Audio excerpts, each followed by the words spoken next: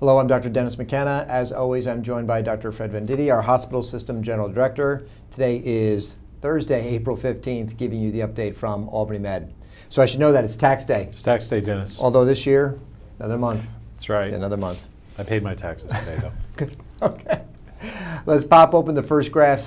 Capital region, 8 counties, people in the hospital with COVID, 104. I mean, you know, it's like basically a straight line now for the last 6 weeks. Since March 5th. Yeah, long time. Next graph is admissions and discharges to the medical center. Fred, what I would point out on this graph here is that if you look at over the last 7 days, we've had 24 people admitted to the hospital. Mm-hmm. So it's about 3 per day. But we now have the ability to look inside and ask, of those people admitted to the hospital, were they vaccinated or not? Yes. And actually a viewer, Dr. Anderson, asked us that question the other day. That's right. And we've been working on that. So now we can say that of the last 24 people admitted to the hospital, 23 of them were not vaccinated. And not vaccinated means they hadn't completed the series and had the 2 weeks afterwards. That's right, Dennis. And it's to be expected that there will be some people who are vaccinated who still develop the disease. As a matter of fact, today the CDC released some data. So nationally, there have been 5,800 reported cases of what they're calling breakthrough infection on 77 million vaccinated people. So extraordinarily small number. The vast majority of them don't get sick enough to be hospitalized. A little less than 400 got hospitalized, and a few do die. But the vaccine really does work. It does, and so we're going to keep reporting those numbers on a going forward basis. So last graph here, inside the medical center, we currently have 35. The breakdown is 12 of them are in the ICU, 4 of them are on ventilators, and 10 of them are no longer infectious. That's right. Fred, the other number that people will often ask about is what's the percent positive in the capital region, and we're at 1.9, so trending in the right direction. That's right. The 7-day average dropped a little bit today, yep.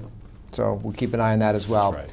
Let's talk some more about vaccination numbers. So in the capital region, the most recent numbers, 384,000 have received at least the first dose, which is remarkable, and 343,000, or 32%, have completed the vaccine series. 484,000. What did I say? I think you said 300. No, you're right. 484,000. Yeah, 484,000 got the first dose. 343,000 have completed the series. Yeah, it's just incredible.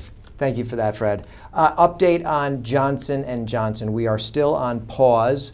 So vaccination efforts in the region continue using both Moderna and Pfizer. And I know that the CDC and the FDA are looking at that still. Yeah, there was a meeting of experts yesterday. They've asked for more data, so they haven't drawn any conclusions yet. All right, very good. Let's point you to capitalregionvax.org. That's the website. There's some exciting stuff on there. Fred, you and I were just looking at this. There's a new feature on the landing page called Vaccine Finder. Yes. You click on this button. You enter your zip code, and immediately it will show you places where you can get vaccinated in your zip code region. It was pretty cool. Yeah, so we encourage you. We do know that there are openings. We do know there are opportunities for people to be vaccinated today even. So if you are eligible, we're strongly encouraging you to register and get vaccinated. And Fred, those vaccination clinics rely on volunteers, and I heard an interesting thing today. You know, we know that a lot of members of our workforce have been volunteers in the community vaccinating at some of the sites, and our volunteer office actually is helping coordinate some of those activities as well. So we thank all the members of our workforce who are out there doing that. It's important. Speaking of volunteers, the Radiothon is coming up to benefit the Children's Hospital here. Fred, it's next week. It's May 6th and 7th. That's right. Tell us what a volunteer would do at the Radiothon. So the volunteers are answering the phones. Right. So they're answering the phones, talking to people who want to make donations to the Children's Hospital. Right. So really important. It goes a long way to support the mission of the Children's Hospital here in the Capital District. It's lots of fun. The people who do it will spend an hour or two down there, and you know it's in a group setting, and the people who do it find it to be very rewarding work. Absolutely. And some do it year over year. So if you've done it before, we hope you will again. And if it's something you've never done before, we encourage you to do it. Give it a try. For sure.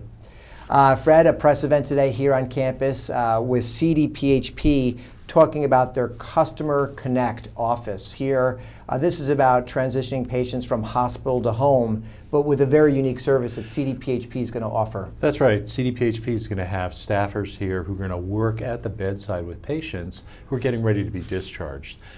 Working with them around their benefits, making sure that their drugs are going to be available for them when they go home, all kinds of arrangements that might be necessary to facilitate their moving on, not only to home, but if they're going to a skilled nursing facility or rehab, helping with that as well. Another added feature is after the patient has left, those same individuals will also call the person at home. Did they fill their prescription? If not, why not? Was there a barrier? Have they made their appointment to do their follow-up? So the whole goal is to continue the care after the hospital. Smooth that transition. That's right. That's right. Fred, we've talked about the important mission of Donate Life here. I think it was last week or the week before we spoke about that, and we showed the pillars being lit up in blue and green. And so on the internet today, there's a story that talks about encouraging members of our workforce tomorrow to wear those colors in recognition of Donate Life. That's right. Blue and Green Day is tomorrow. So we'll be wearing that as well. And Fred, last thing is, well, actually two more things. Length of stay. On Thursdays, we update what our efforts are related to that important effort and initiative. How are we doing? So let's pop up the graph. And again, the dotted line is total length of stay, which includes COVID patients. The solid line excludes them, so it's just the non-COVID patients. Dennis, we still have work to do, but there are things going on that are kind of out of our control. So a lot of our patients wind up going to skilled nursing facilities, and some of those facilities are struggling with staffing right now. The most important thing is that we keep our eye on the ball, we keep focused on it, everybody. It's important. It's important for our patients as well as for the institution. All right, good. We'll continue to update that. And then lastly, a reminder to those who have not yet completed it, there's the Diversity Engagement Survey. The last day, I think, is this weekend. I think it's Sunday, Dennis, the 18th. It's an important survey. It's an opportunity for us to learn more about what our workforce, our student body thinks about diversity on this campus, and hopefully will give us some guidance on how we go forward from here. Absolutely. So if you have not done that, please fill out the survey. Last day is Sunday.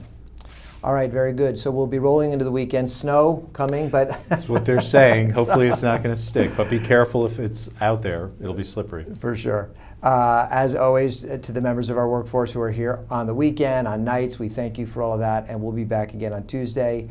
We ask that you once again please take care of yourself, take care of each other, and we'll see you on Tuesday.